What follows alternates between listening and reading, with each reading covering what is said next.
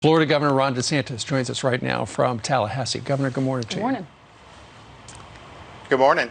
Well, those images are disturbing because the CDC says no groups of more than 10, and then you see that stuff. And so I understand Clearwater Beach and Naples have decided to close their beaches to groups. But at the same time, you're not closing the state beaches to groups of less than 10, right? So the message, I think, for spring breakers is that the party's over in Florida. You're not going to be able to congregate on any beach in the state. Many of the hot spots that people like to go to, whether it's Miami Beach, Fort Lauderdale, Clearwater Beach, are closed entirely for the time being. The bars are closed, so you're not going to have a place to congregate there. So we would just tell those folks, maybe come back next year when things are better, but that is not what we're looking for here in the state of Florida. Every single beach will have to abide by the CDC guidelines. No more than 10 people. You have to be socially distant. Not every beach is going to remain open, but some will. We have sheriff's deputies in places like Brevard County. They're going to be out on ATVs, making sure there's no groups. And I think that's a good approach. I would point out, though, guys, the images from Clearwater was from the Saturday. At that point, the CDC guidance was groups of 250 or more. Then on Sunday, they changed it to 50. And so we were working with locals to try to figure out, okay, what would make sense for us on a whole variety of things. And then the next day on Monday, they changed it to the 10. And so that's at that point, we're like, okay, well, we just need to steer clear of any large groups. So we did it for the beaches, and then we did it for the bars and closed the bars down. So, and I also would say this.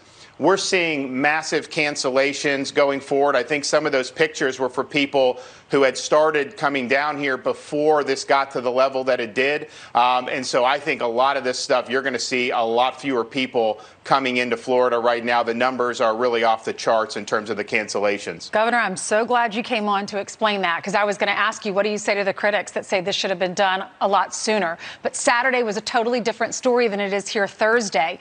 Many of us were planning different events at the beginning of the week, and all of those were canceled. What do you say? I was reading a story that Clearwater's not closing its beaches, though, until Monday. Right. Well, so they got to make the decisions as how they see it. But regardless of those local decisions, you're not going to be able to congregate like those images that you saw. That's just not something that we're going to allow. And so, we want to work constructively with the locals to get the best solutions. But I would also say, when you have these types of cancellations, that's going to have a major effect on a lot of workers in the state of Florida. Our unemployment rate prior to this got down to 2.8%. I mean, our economy was humming, things were going along great. And now this external event, this virus, is going to dislocate a lot of people. And so, we're very mindful of that, and we're working hard to be able to work with them, just as we work to be able to protect our citizens from the virus. Sure. Governor, when you talk to the president and the White House team, what do you tell them your main concern is?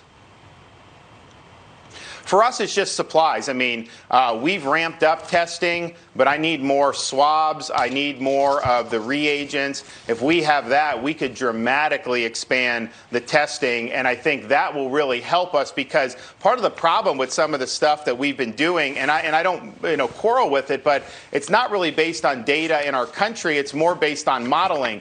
When you get the more tests in there, like South Korea did, you're able to isolate those cases, figure out where the problems are, and then have a nice targeted solution to it. So that is really the number one thing. The PPE, the swabs, the different things that go into testing these things, the more we can get of those, we really can get into a good groove here. And I think we'll be able to help a lot of people and prevent this virus from spreading to the extent it has.